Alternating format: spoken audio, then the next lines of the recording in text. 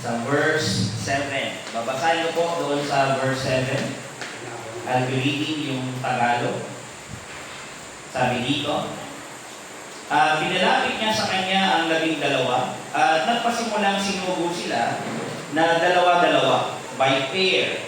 At binigyan niya sila ng kapamahalaan laban sa mga karumal-duman na spirito. At pinagbili niya sa kanila na huwag silang magsibaon ng anuman sa paglakad. At sa paghayo nila, sa pangangaral nila, huwag daw silang magbaon ng kahit ano, kundi tungkod lamang. Sabi nga na, tungkod. Kahit pinapay, kahit supot ng ulam, kahit salapi sa kanilang supot o doon sa kanilang purse, o kumbaga wallet, lagayan ng pera, huwag daw. Datapwat gumamit ng mga sandalyas at huwag pagsuot ng 2 tunika. Sabi niya gano'n. Verse 10, at sinabi niya sa kanila, saan man kayo magsipasok sa isang bahay, saan man kayo makarating, makatira kayo roon hanggang sa kayo magsialis doon. Kung matanggapin nila kayo doon sa bahay na yon, yung message na dala nyo, well, magstay kayo doon. And then sabi dito sa verse 12, at sila'y, verse 11, at sa alimang dakong hindi kayo tanggapin, kung sakaling man, bilin to ni Lord Jesus doon sa 12 or mga kasama pa nila na hahayo, na mag-share ng Word of God. Sabi niya, at sa alimang dakong hindi kayo tanggapin at hindi kayo pakinggan, pag-alis ninyo doon, ipagpag ninyo ang alabok na nasa ilalim ng inyong talampakan bilang patotoo sa kanila. At sila'y nagsialis at nagsipangaral na nagsisi ang mga tao. Ay yung preaching ng apostles. Ito yung natutunan nila kay Lord Jesus. Ito yung preaching nila. Ito yung message na bitbit nila. Verse 13, at nangagpalabas ng maraming demonyo at nangagpahid ng langis sa maraming may sakit at pinagaling sila. Let's bow our heads and let us pray. Lord, we thank sa malang ito. We pray for guidance. We pray for insight. We pray for humility. We pray for conviction ngayong umaga. May we learn from you. May we hear your voice ngayong umaga through thy word. And samahan niyo po kami. And we pray ng iyong Spiritong Banal ang gumawa sa bawat isa amin. Kung may mga wala pa pong kaligtasan ngayong umaga, I'm praying, Lord, na bigyan niyo po ng pag-unawa ang kanilang isip at puso ngayong umaga. May mga kabigatan sila, mga dalangin sila, Panginoon. I'm praying na ibigay niyo po ito. Tulungan niyo po sila na makakita ng liwanag sa inyong mga pangako, Panginoon. Sa inyo po namin nabili ng umagang ito. Be with your people as well, nasa man silang takot, yung mga wala dito. And kayo pong maluwalhati at kayo lamang. Tapos po inyong sarili, kayo lamang. Ibaba niyo po ang puso ng bawat isa, Panginoon. Sapagkat kayo karapan dapat sa lahat ng aming pagsamba. Ito po aming dalangin sa pangalan po ng aming tagapagligtas, ang aming Panginoong Jesus Cristo. Amen. Yung title po ng aking message ay dyan, The Sending Out of the 12. Okay? Or the Sending Out of the Disciples. The Sending Out of the Apostles. Hindi ko pa na nabago dito. Pero yan yung title natin. The Sending Out of the Apostles. Kung aware po kayo, yung binasa po natin dito, baka mapansin ninyo, may iba po itong parallel passages. Doon sa Matthew chapter 10, verses 1 hanggang 42, same thing yung binabanggit. Pero mas comprehensive. Okay? Yung sa Mark 6, parang concise. Maiksi lang, parang in-encapsulate. Okay? Pero nakakatawa dito sa mga binasa natin, ito yung pagkakataon na kung saan yung ating mga disciples ay isinugo na sila ng Panginoon para sila ay mag-ngaral ng Ebanghelyo. Okay? Baga, ipangaral nila na yung mga tao ay magsisi, sila ay sumampalataya doon sa dumating na Mesaya, ang Panginoong Kristo. Binanggit niya dito sa verse 7, and he called unto him the 12. Diba? Yung 12. Doon sa doon sa Matthew 10, yung 70. Okay, yung account na yun. Kaya kung isipin natin, most likely, yung 12 disciples with may mga iba pang kasama na pinayagan ng Panginoon, isinugo niya na ipapangaral yung Ebanghelyo ng Panginoong Kristo. Pero dito nakakatawa kasi kinumission niya yung mga lalaking ito para mangaral. Kumbaga ang labas, parang internship. Ano yung internship? Kumbaga parang work immersion. Pag work immersion, ang ginagawa, yung mga estudyante, di ba, aware kayo doon? Nag-immersion yung mga estudyante, yung mga tutunan nila sa school, Pupunta sila doon sa work area, i-apply nila yung mga natutunan nila, hindi immerse nila yung sarili nila doon sa trabaho na ini-expect nila na gagawin nila. Kung darating man yung panahon, no? Pero gano'n ang idea. Kumbaga, yung itong pagkakataong ito, yung mga disciples, yung mga natutunan nila sa Panginoong Kristo, yung mga narinig nila sa Panginoong Kristo, yung mga nakita nila sa Panginoong Kristo, lalabas sila, ituturo nila yon. Kung ano yung mga narinig nila doctrinally, kung ano yung mga nakita nila practically, ganito ginagawa ng Panginoong Kristo yung mga bagay-bagay, yun ang sabihin nila doon sa mga tao. Magsisilbi rin silang halimbawa para doon sa mga tao. Ito ang tinignan natin, dalawa yung pwede kong tignan yung Mark 6 saka yung Matthew 10. Medyo mahaba yung Matthew 10. So, saka yung passage ko talaga yung sa Mark 6. Kaya ito yung tignan natin. Dito tayo mag-focus ngayong umaga. Okay, dito sa story na to, nagbigay ang Panginoon ng mga conditions. Okay, anong mga conditions? Kumbaga, ano yung mga sa paglabas nila, ano dapat yung mga gagawin nila? Okay, ano yung mga gusto na paraan ng Panginoon dun sa paghayo nila? Ano dapat yung sundin nila? Kumbaga, itong mga ito ay instruction ng Panginoong Kristo dun sa kanilang paghayo. Sabi niya dito, ito yung una, He sends them by twos. Nakakatawa, pansin mo, hindi ko accident na nakalagay. Ang sabi diyan, and He began to send them forth by two and two. Sabi niya gano'n. Sa Tagalog, ang sabi diyan, sinugo sila na dalawa-dalawa. Anong ibig sabihin? By pairs. Makalagay din yan doon sa Luke 10, yung kanyang idea. And He sent them two and two. Sabi niya gano'n. Bakit, pag pinansin natin dito, bakit by pairs? Nakakatawa dito kasi hindi hinayaan ng Panginoon na mag-isa. Paghayo daw nila, hindi sila pwede mag-isa, kailangan may kasama sila. Bakit mahalaga na dalawa? Kasi kapag dalawa yung magkasama, merong nagbibigay ng support, encouragement doon sa isa't isa. Minsan binabanggit ko po sa inyo kapag tayo lumalabas, kung sino yung speaker, yung isa na hindi masyado mag-i-speak, siya yung prayer partner. Habang nagsasalita yung kapartner mo, ikaw, pinagpipray mo yung all throughout na sinishare yung Word of God. Pinagpipray mo din yung tao na kausap, na nawa ito ay makaunawa doon sa sinishare ng kasama mo. Ganon, nagbibigay ka ng support, nagbibigay ka ng tulong in a way. Sabi nga ng commentator that they might encourage, diba, and support. At the same time, maganda pala yung dalawa-dalawa kasi kapag magkasama daw yung dalawa, lalo na yung mga apostles, yung disciples ng Panginoong Kristo, tila ba pinapakita nila na sila yung magkasama at nagkakaisa. Kumbaga, hindi sila watak-watak ang dating. Kaya maganda yung magkakasama. Alam nyo po, kapag tayo, kung aware tayo doon sa Ecclesiastes chapter 4, punta po kayo doon. Sa Ecclesiastes chapter 4 verses 9 hanggang 12, merong binanggit na advantage ng may kasama. Okay? Sabi dito, two are better than one. Diba? Kahit sa Bible, maganda raw yung may kasama because they have a good reward of their labor. For if they fall, sabi gano'n, pag bumagsak daw, marahil nalungkot, may pinagdaraanan, may problema, anong pwedeng mangyari? The one will lift up his fellow, but woe to him that is alone when he falleth. Mahirap yung mag-isa. Diba? May mga tao na yung introvert, sabi nilang gano'n. Gusto nila yung mag-isa, pero there are so much disadvantages. Sa Bible, mas maganda yung may kasama, alam ng salita ng Panginoon. Kasi bakit? Kapag ikaw nalungkot, may mag-i-encourage sa'yo. Pag bumagsak ka, for he had not another to help him up. May tutulong sa'yo para itaas ka. Kaya maganda yung may kasama. Again, if two lie together, when they have heat, but how can one be warm alone? Kapag malamig, mas maganda raw yung may katabi. Bakit? It will give you warmth.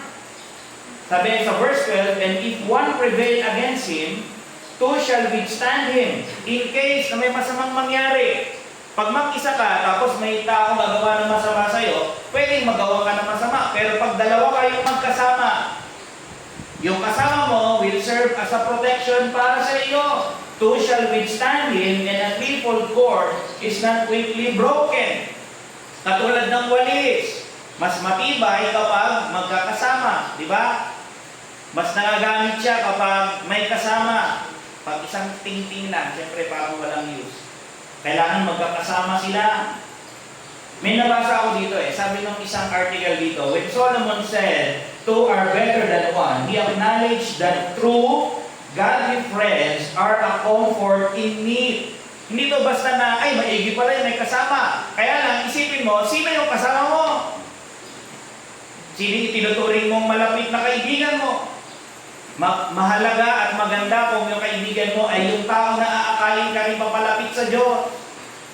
Kaya sabi dito, he acknowledged that true godly friends are a comfort in need. Yun ang totoong encouragement. Dahil meron akong kasama na maka-Diyos, may kasama akong kapatid, a help in trouble, a companion in toil, yung pagpapagal, may kasama ka dun sa paghihirap, and a protective guard against danger. Sabi gano'n.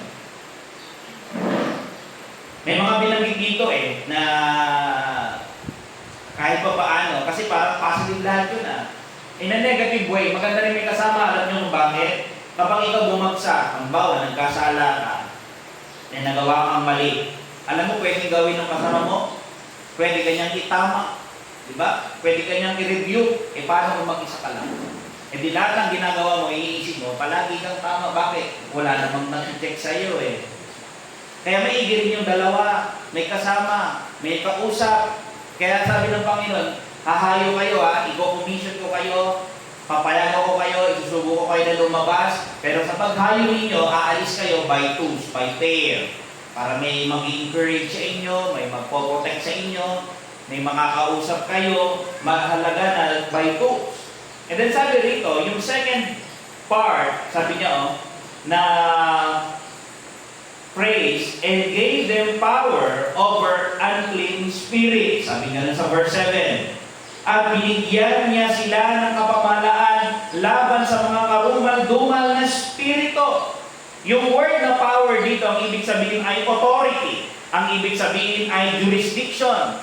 Ibig sabihin, meron silang kapamahalaan, may kalayaan sila, may karapatan sila, may kapangyarihan sila na utusan sila. Binigyan sila ng Panginoong Kristo ng authority. Binigyan sila ng kakayanan.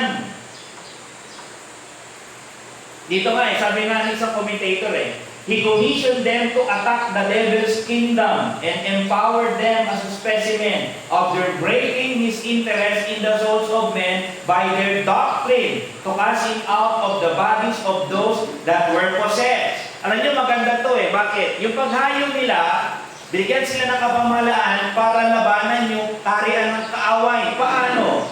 Dahil ba magaling sila sa sarili nila? Hindi. Tandaan niyo po, ang big nila ay ang ebanghelyo ng Panginoon Kristo. Yung salita ng Diyos, yung makapangyarihan. Tayo wala. Si Kristo na nasa atin. Yan yung kasama natin, mapoprotect sa atin. Pero dito, ang dala-dala nila para yung mga tao maialis doon sa pagkakabulag nila. Sa pagkakaalipin nila sa kasalanan, sa pagkakakugbog ng kaaway sa kanila, ang dala-dala nila yung aral ng Panginoon Kristo. Alam niyo, yung mga tao na nasa kasalanan, paano kaya sila magbabago? Paano kaya sila maiaalis doon sa kalagayan nilang yun? Sabihin mo yung salita ng Diyos. Ang salita ng Diyos ay makapangyarihan. Ito yung buwabago ng buhay ng tao. Sabi nga dito kanina nabanggit ko na yung mga disciples na ito, parang nila ito, internship, di ba? Ahayo sila, mag-share sila ng Word of God. Kasi pag inumatras po kayo dyan, kasi pag pinansin natin dito sa verse 7, ay pag alis pala nila, ba't sabi kanina ni Pastor, mag-share ng Word of God. Pero sa verse 7, ang nakalagay lang, magkakaroon daw sila ng kapamahalaan laban sa mga karumal-dumal na spirito, yung mga diablo. Nasaan yung pag-share ng Word of God? Pag umatras kayo ng Mark chapter 3, verse 30, tignan niyo po. Sa Mark chapter 3, verse 13, babasahin ko po, ang sabi dito, at siya'y umahon sa mundo at tinawag niya ang balang kanyang maibigan at nagsilapit sila sa kanila. At naggalal siya ng 12. Ganyan ito yung time na pumili siya ng 12. Pumili muna siya ng magiging apostles niya. Sabi rito, nagalag siya ng 12 upang sila ay makisama sa kanya. Ano mangyayari sa mga disciples? Hindi sila agad sinugo. Anong purpose? Bakit kailangan nilang sumama? O bakit sila pinili? Ang plano ng Panginoong Kristo gagawin nila, makisama muna sila sa kanya at upang sila isuguin niyang magsipangaral. Hindi agad sasama, hindi agad yung pumili tapos pinaalis. Hindi. Pinili niya and then sinama niya muna, manood kayo, makinig kayo kung paano ko ginagawa yung mga bagay. Makinig kayo dun sa mga tinuturo ko kasi later on, pag kayo na lang, kung ano mga narinig mo sa akin, anong natutunan mo sa akin, yun ang nasabihin mo sa iba. Hindi ka pwedeng mag-deviate, hindi ka pwedeng mag-iba. Kaya dito makikita natin yung dahilan bakit sila pinili ng Panginoon kasi later on, sila ay mangangaral. Verse 15. At magkaroon ng kapamahalaang magpalayas ng mga demonyo. Pag pinansin natin dito, ito pa lang yun. Di ba, sinugo sila ng Panginoon, parang internship nila yon, by pair na sila, mag-share na sila ng Word of God doon sa mga lugar kung saan sila inassign. By two sila sinend. Tapos, binigyan daw sila ng kapamahalaan. Para ano? Magpalayas sila ng diablo? Hindi. May mga kasamang iba. Binanggit kanina dito, hindi na magpalayas ng diablo, ano pa daw? Mag-preach. Diba? Tapos sabi rito, pinili daw sila para sumama sa kanya, para dinggin kung ano yung mga tinuturo niya. At then kasama dito, mapapagaling din daw sila ng mga may sakit. Sa Matthew 10, punta kayo dun sa Matthew 10, yung binabanggit ko po kanina na parallel passages nito. Sa Matthew 10, punta po kayo doon mga kapatid. Verses 6. Ang sabi doon, kundi bagkus magsiparon kayo sa mga tupang nangagwaglit sa bahay ni Israel. Yung kanila palang paghayo, hindi ito kung saan-saan lang sila pupunta.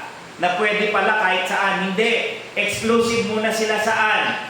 Doon sa bayan ng Israel. Okay? Yun yung kanilang lugar muna. Sabi doon sa verse 6, doon lang sila sa bahay ng Israel o bahay ni Israel. Sabi niya, at samantalang kayo'y naglalakad, ay magsipangaral kayo at magsabi, ang kaharian ng langit ay malapit na. Pag kayo nangaral, ito yung sabihin ninyo. Magsisi kayo ng inyong mga kasalanan, nalalapit na ang kaharian ng langit. Then sabi doon sa verse 8, magpagaling kayo ng mga may sakit at magpabangon kayo ng mga patay, maglinis kayo ng mga ketong, magpalabas kayo ng mga demonyo, tinanggap ninyong walang bayad at ibigay ninyong walang bayad. Ang ganda, no? Kung ano yung ibinigay ng Panginoon sa kanila na authority, yung kakayanan na magawa nila yung mga bagay na ito, libre daw. Yung ebanghelyo ng Panginoon ipangaral mo, libre. Huwag niyong pagkakaperahan yan. Oy, dala-dala ko sa inyo yung ebanghelyo ng Panginoon sa Kristo. Murang-mura lang. 100 pesos, isi-share ko sa inyo yung gospel. Kaming gano'n. Diba? Ay, may sakit po pala kayo, no? Kaya ko pong magpagaling kasi may authority ako galing sa Panginoon sa Kristo. Pero mag-donate po kayo minimum of 50,000.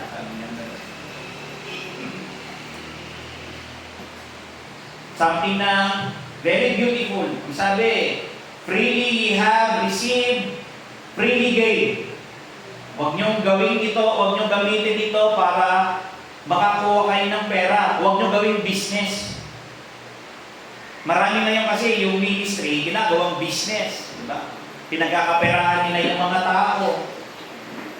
Kinukuhanan yung mga tao.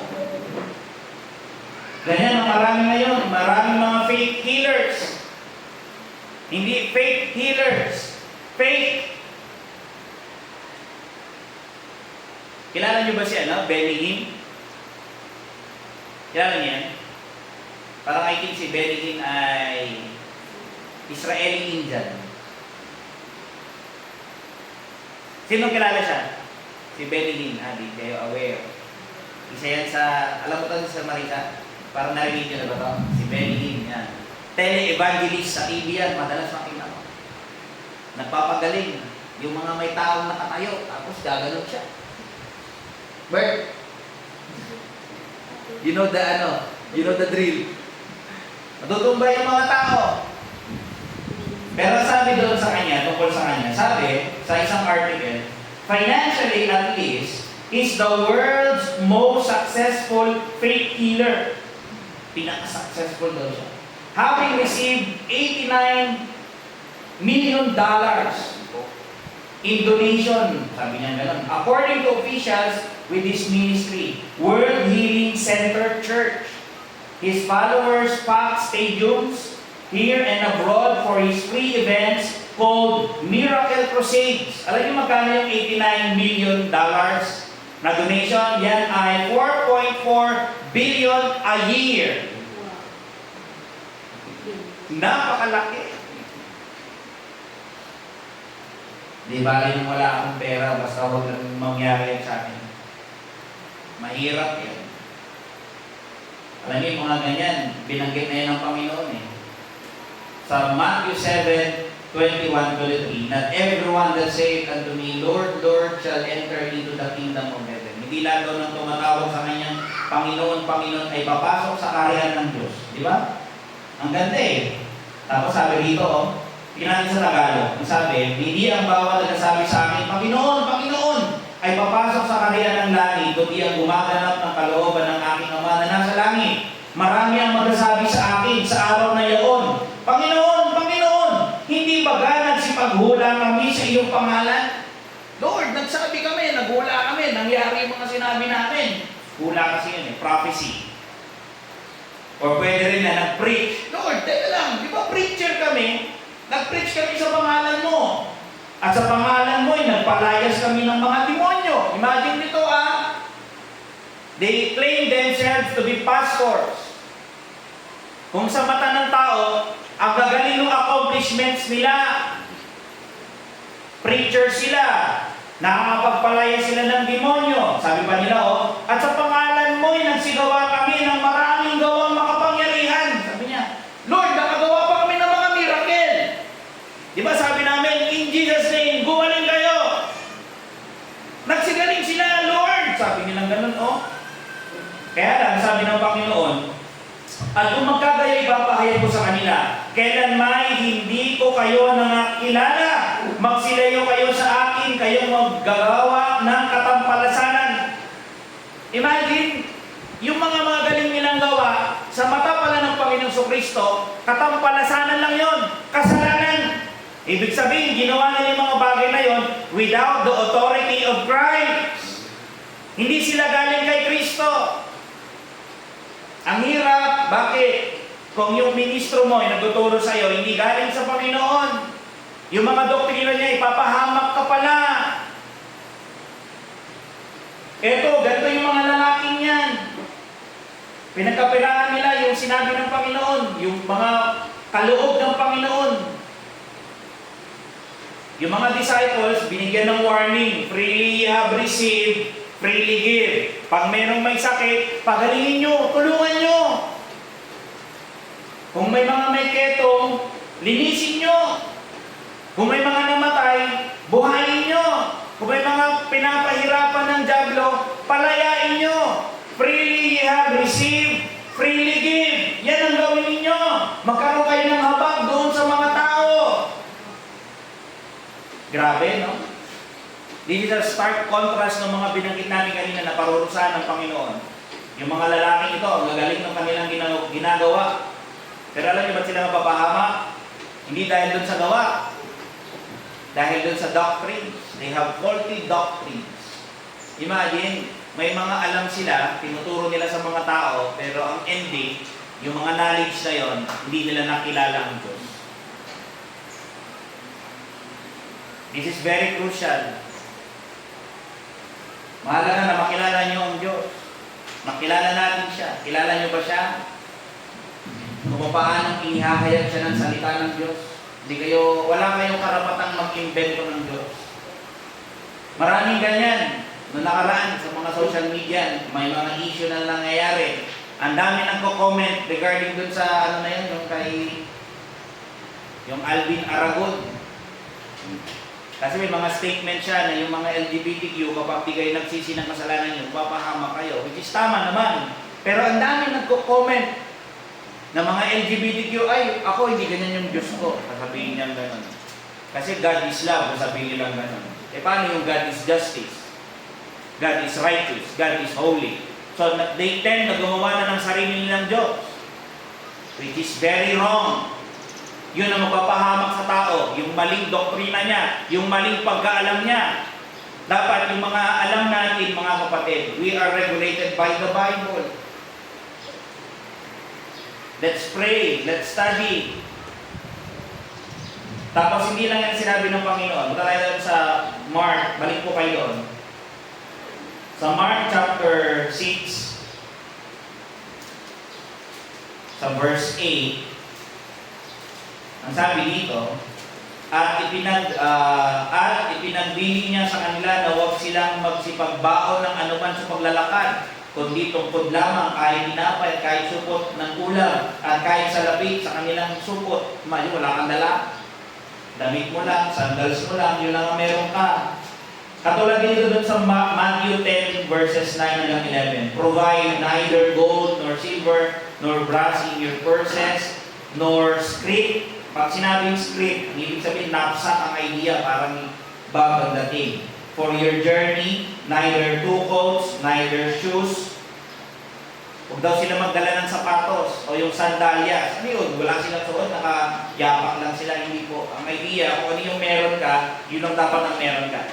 Kung may kot-kot ka, yun lang. Wala nang extra. Walang extra damit, walang pera, walang pagkain, walang extra sandals. Yun ang idea dito. Pinuprohibit sila at this point in time. Hindi to hindi to parang, ay, ganyan pala, no? Yung pagiging ministro pala, pag ikaw sinugo ng Panginoon, bawal pala lahat yan.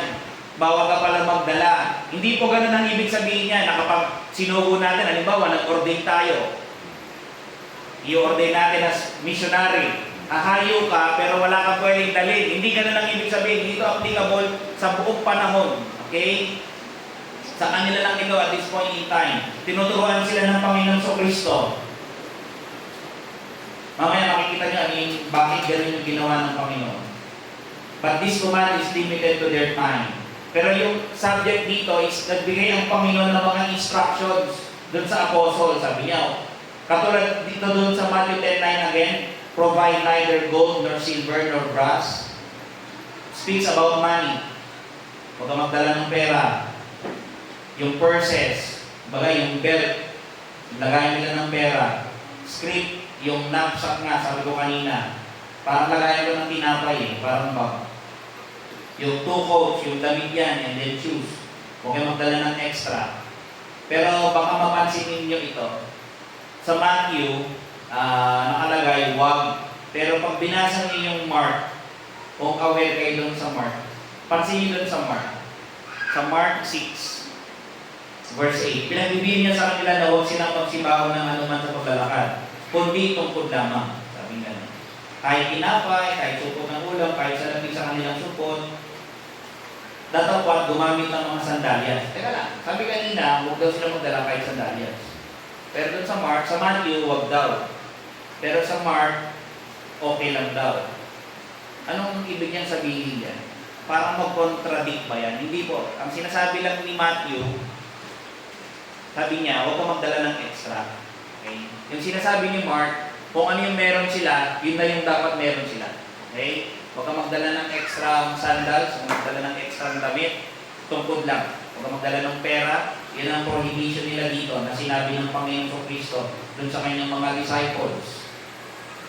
Dahil nyo lang kung ano yung meron kayo doon sa katawan ninyo, bring no extra.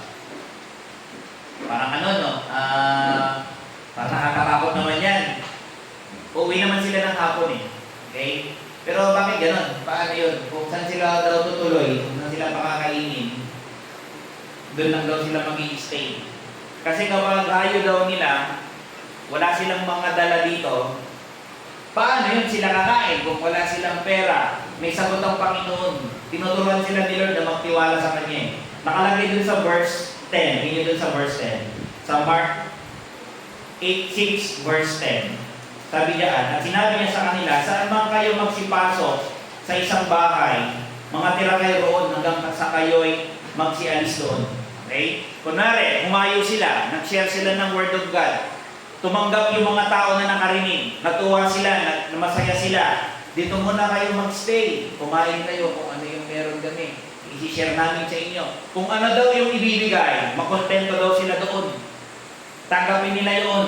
Ganun daw ang gagawin nila rito. Nakalagay sa Matthew 10 verse 11, and into whatsoever city or town ye shall enter, inquire who in it is worthy, and there abide till ye go thence. Alamin mo kung sino daw yung karapat-dapat doon sa isang lugar na yon. And when you come into the house, salute it. Batiin mo daw sila, and if the house be worthy, let your peace come upon it. Kung karapat-dapat daw sila, i-bless mo daw sila. Paano i-bless? Ipag-pray mo sila. Hingin mo yung pagpapala ng Panginoon para doon sa tahanan yon o para doon sa pamilyang yon. Anong ibig sabihin ng word dito? Kung sino yung tao o tahanan na tumanggap ng salita ng Diyos, sila yung worthy. Mag-stay ka sa kanila. Tinanggap nila yung word of God. Inari ka nila na mensahero galing sa Diyos. Gagawan ka nila ng maayos, tatanggapin ka nila, aasikasuhin ka nila. Kung ano yung meron, tanggapin mo. Kung ano yung inihain sa'yo, kainin mo. Ganyan ang gawin mo. Yung mga tao na yan, sila yung magtatrato sa'yo ng may hospitality, ng may pagtanggap.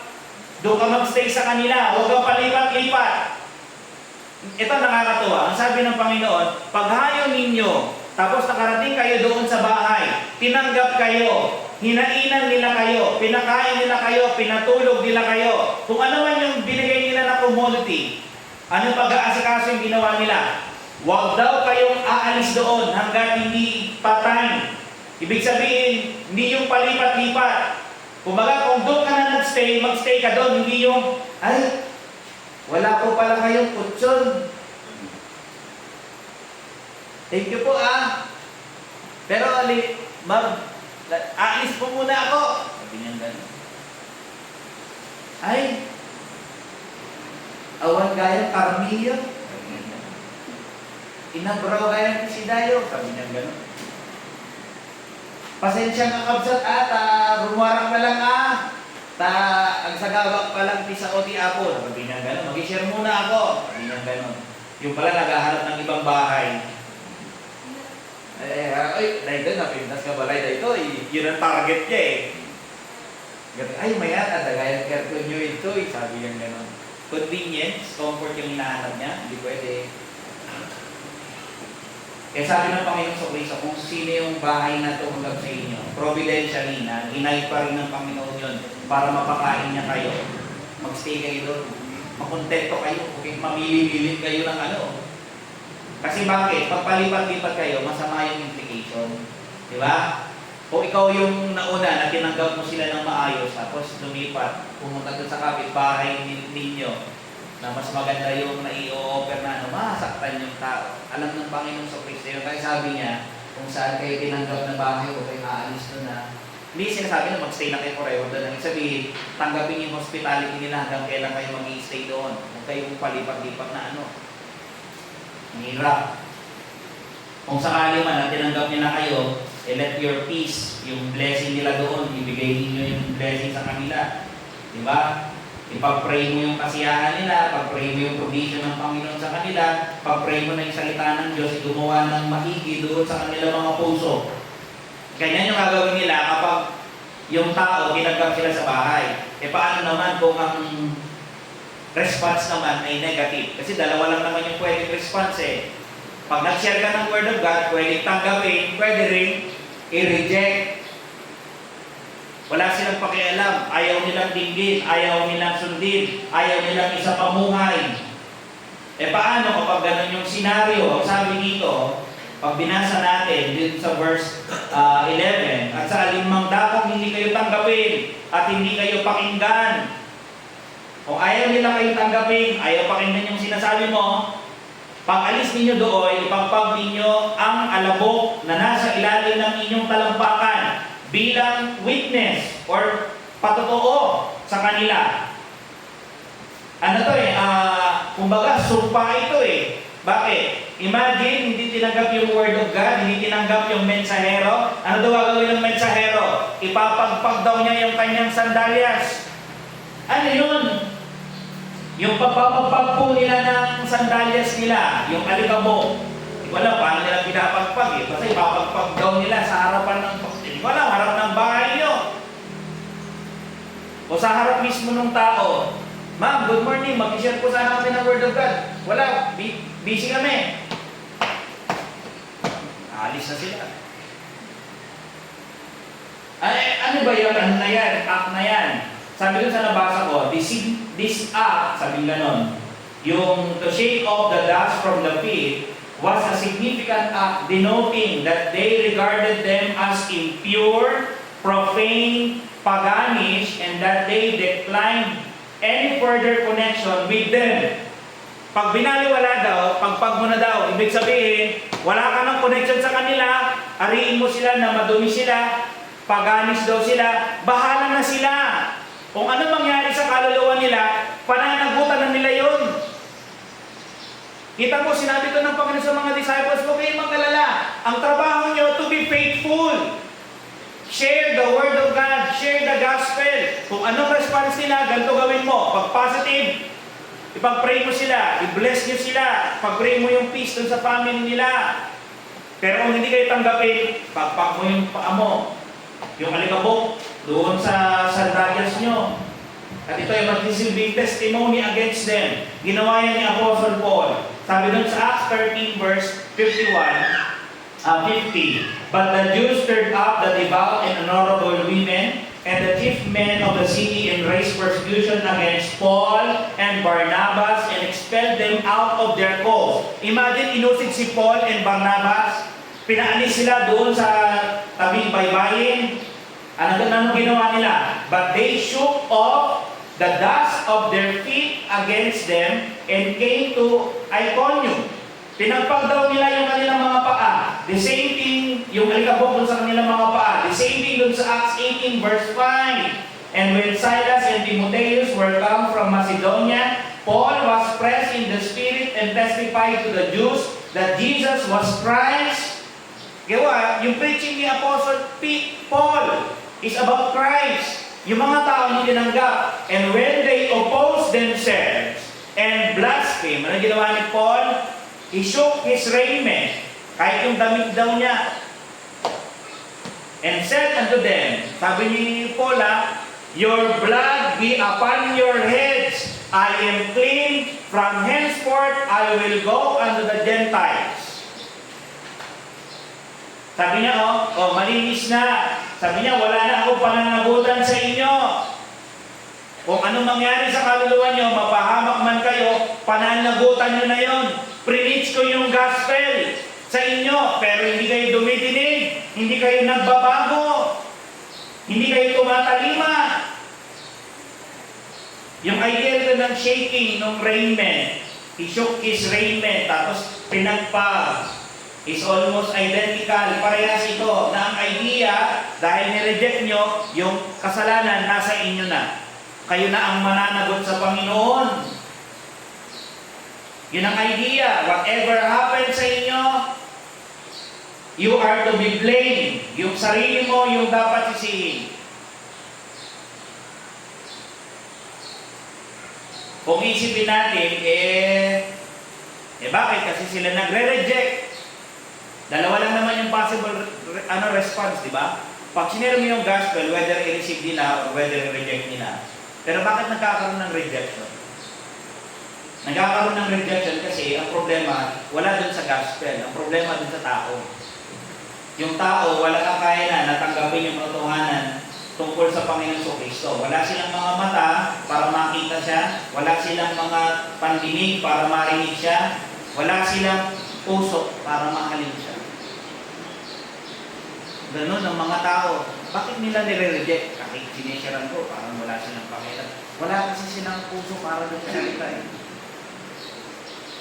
Sabi ng 1 Corinthians 2:14, but the natural man receiveth not the things of the Spirit of God.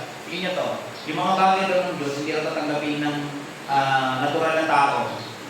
For they are foolishness unto him. Kamangmangan. Kaya minsan, huwag kayong magtaka. Pag sineseran mo yung tao, parang marami siyang iniisip na gustong gawin habang nandun ka. Parang nagkakamot lagi ng isip, ng ulo niya, tapos lagi may tinitignan. Parang may gustong ibang gawin. Parang istorbo ka. Bakit? Kasi yung natural man daw, hindi tatanggapin yung mga bagay na galing doon sa Espiritu ng Diyos. Bakit? Sa Kanya, kamangmangan daw yun. Neither can he know them because they are spiritually discerned. Hindi rin niya maunawaan din. Bakit? Yung mga bagay kasi ng Diyos ay mga bagay na spiritual. Maiintindihan mo lang yan kapag naging spiritual ka. Kailan ka magiging spiritual? That which is born of the Spirit is Spirit. Pag na-born again ng tao. Pag na-born again ka, nagkaroon ka ng bagong isip, nagkaroon ka ng bagong spirito sa loob mo, doon ka lang nagre-react, doon ka lang natututo na, doon ka lang nagkakaroon ng reaction na, pag naririnig mo yung Word of God na, yan pala yung sinasabi ng Word of God. Dati, di ko naman naiintindihan. Ngayon, naiintindihan ko. Dati, wala naman akong pakialam kung gumagawa ako ng kasalanan. Bakit ngayon? Pag nakakagawa ako ng kasalanan, parang ang bigat-bigat sa loob ko. Kumbaga, humingi ako ng patawad sa Panginoon. Ngayon ko lang naranasan ito. Dati wala akong pakialam. Yung mga mali sa paligid ko, sa sarili ko, hanggang maaari, gusto kong itama. Hindi kayo pwede mag-continue sa sin. Di out na magpatuloy doon sa kabanalan. Sabi din sa Romans 8:7, bakit ganun kasi yung tao? Kasi nga, yung problema niya is yung carnal mind. Yung kaisipan niya. Hindi niya maarok yung bagay na yun. Yung tao na hindi pa nabuborn again, yung mga bagay ng Diyos para sa kanya, ano lang yan, mga walang kwentang bagay yan. Lahat ng anything about God, lalabanan niya yung i-oppose niya yun. Ganon yung mind ng natural man, rebellious yung mind. Kaya nga kung ang isang tao hindi gagawa ang Diyos sa kanyang puso, sa kanyang buhay, wala tayong magawa. Kaya nga ngayong umaga, prayer natin, yung mga malali sa Diyos, nag-pray natin, Lord, sana ipuin mo yung kanyang isip at puso. Sana maintindihan niya ito, mag-respond siya. Karoon siya ng takot, Lord. Delikado pala kapag nirinig ko yung gospel mo. Kasi pwede palang mapahamak yung tao. Dalawa lang pala yun eh. Whether i-receive ka or hindi ka i-receive. I-welcome ka o hindi ka i-welcome. Nakakatakot pag hindi. Kasi may sinabi dito na warning ng Panginoon. Hindi yun sa verse 11. Sabi ng Panginoon sa Kristo, at sa pagkalis mang dakong hindi kayo tanggapin at hindi kayo pakinggan, pagkalis niyo doon, pagpag ninyong alabok sa ilalim ng inyong talampakang bilang proto sa kanila. Tapos sabi rito, kulang yung Tagalog. Kasi may sinabi sa English na, verily I say to you, it shall be more tolerable for Sodom and Gomorrah in the day of judgment than for that city. Ang ibig sabihin dito ng word na tolerable is bearable. Kumbaga, kung pag tinignan natin, ba't kailangan i-quote ni Lord Jesus?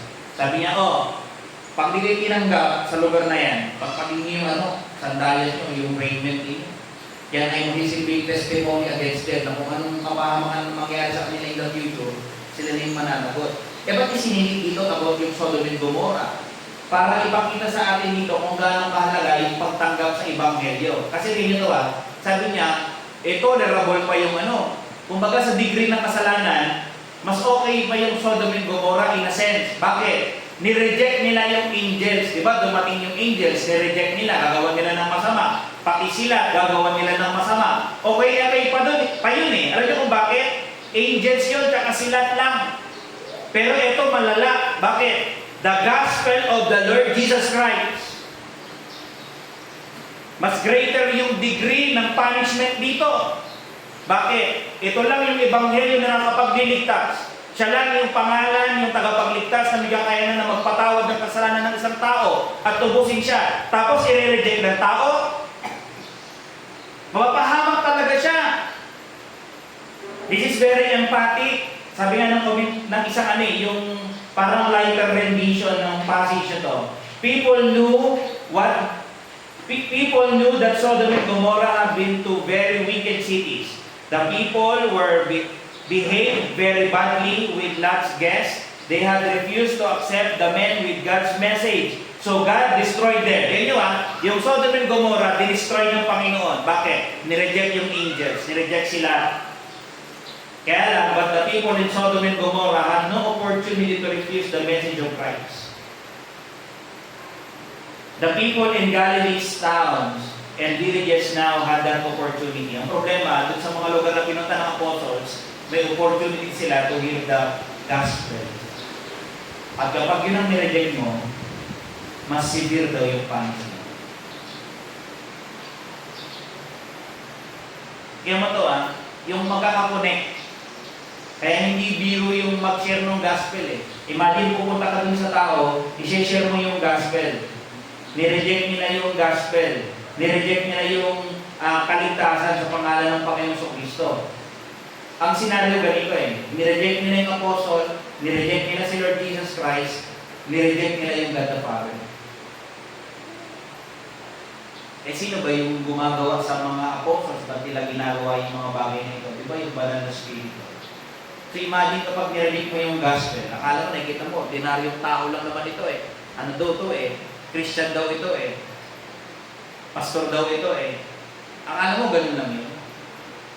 Yung banal na spirito yung gumagawa sa kanya. Yung mensahe niya, mensahe ng Panginoon Kristo na nagsugo galing sa atin.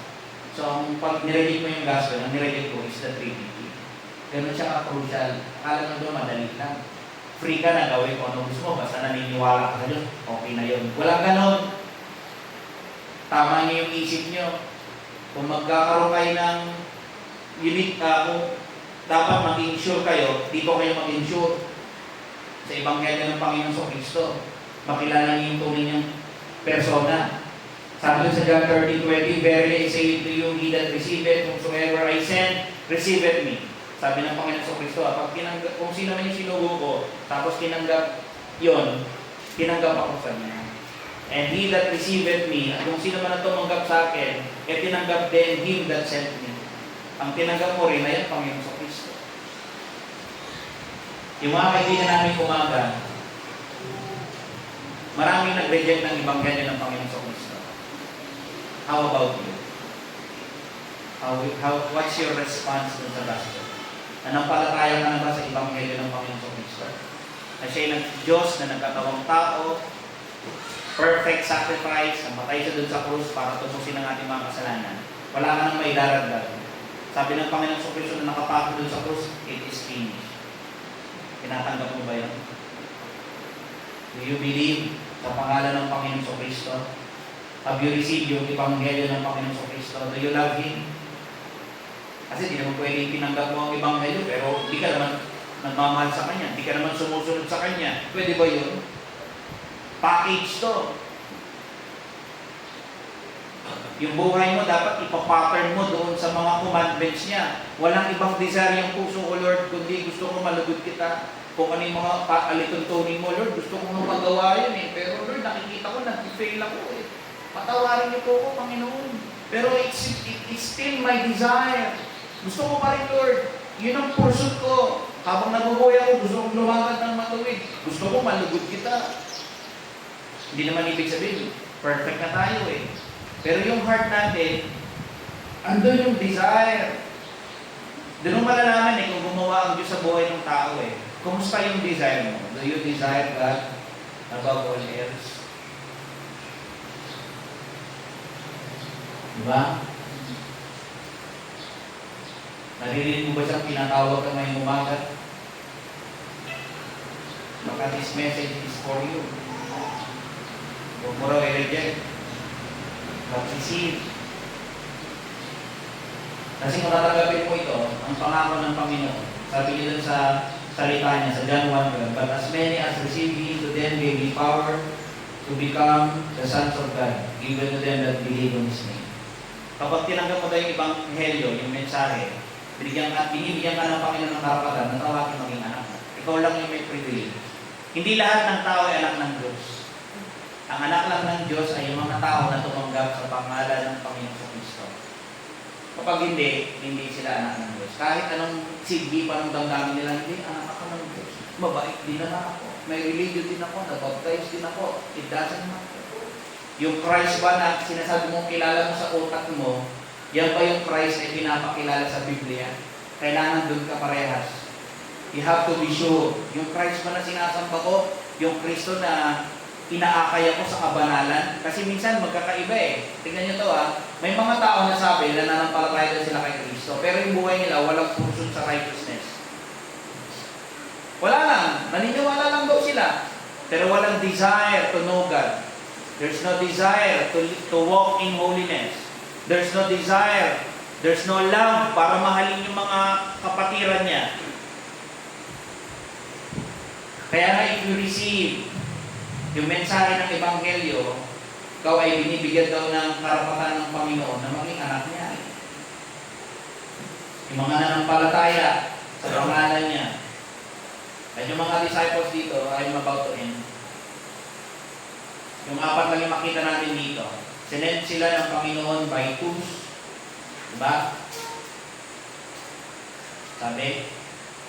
And then, sila ay binigyan ng kapangyarihan o ng authority para mangaral, magpagaling ng mga sakit, magpalayas ng mga diablo. Diba? Yun yung mga binigay ng Panginoon. Pero pa, yung mag-iinis ng mga meketong, diba? Bubuhay ng mga patay. Yan yung binigay sa kanila.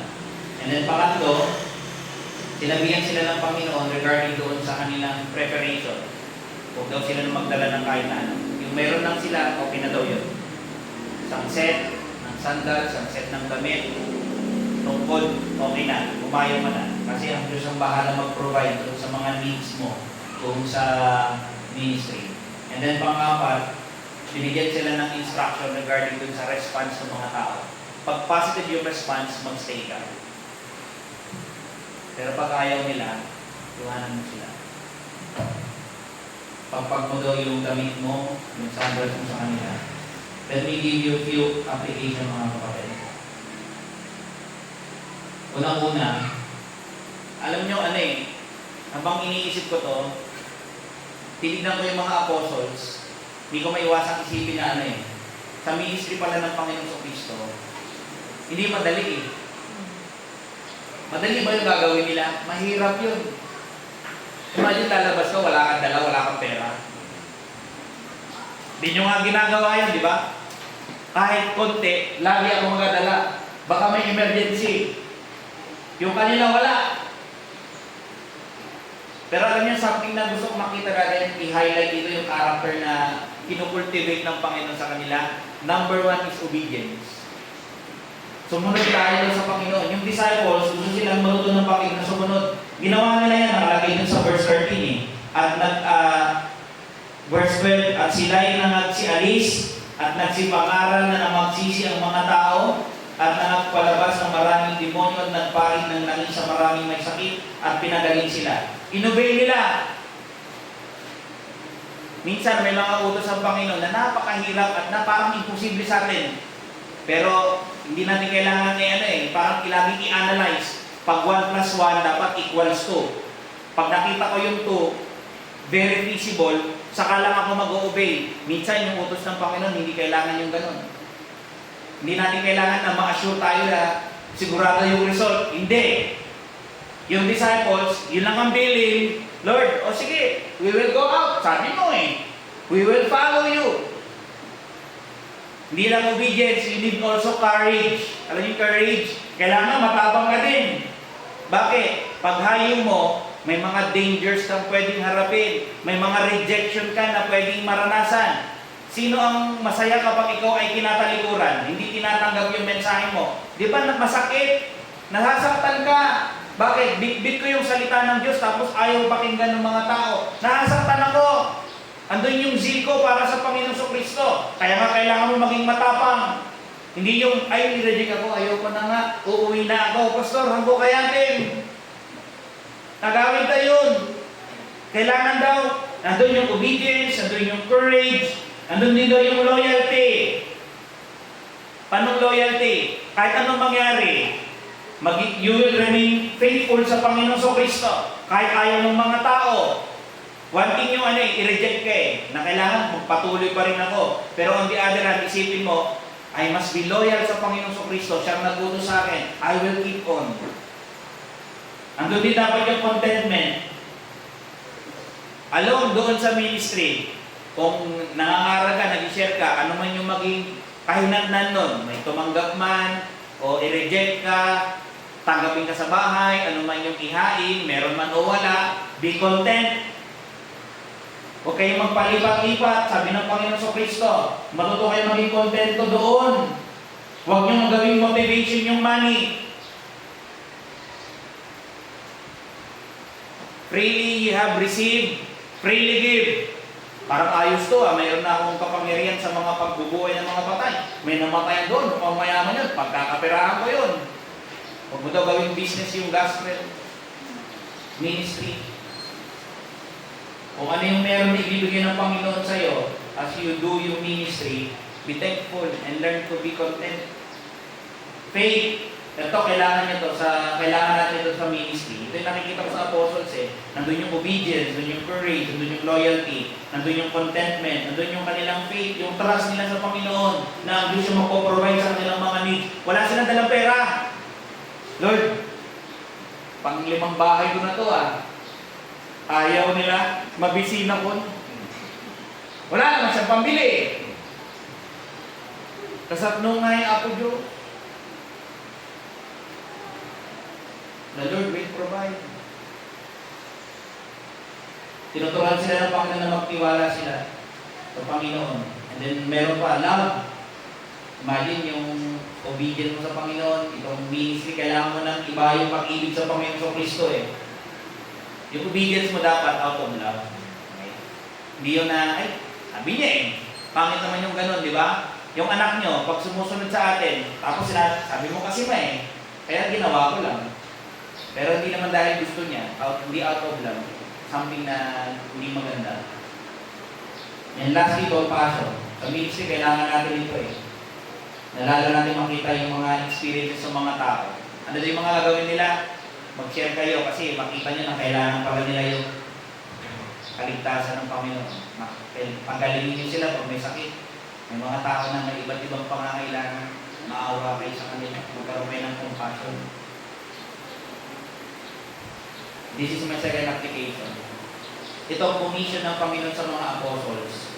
Sana mag-ignite din ng desire sa puso natin or ng passion na tayo, hangarin natin na lalo ay makapag-share ng salita ng Diyos sa mga tao. Diba? Wala. Sana yung tutusan dito na mag-share, hindi lang ito sa mga disciples or apostles during their time. Ito ay para din sa bawat isa sa atin. Sa time natin, may it be our goal na makapag-share tayo ng Ebanghelyo more and more. Ang sabi ng Panginoon sa Kristo, go ye therefore and teach all nations, baptizing them in the name of the Father, and of the Son, and of the Holy Ghost. Ang sabi, go ye therefore and teach all nations. So go ahead. Lord, thank you sa araw kong ito. We praise you and thank you sa lahat ng we give glory sa inyo. May be obedient sa inyong mga words and precepts. May sa pamuhay po naman namin. Christ we pray. Nanda po tayo? Tayo po tayo na.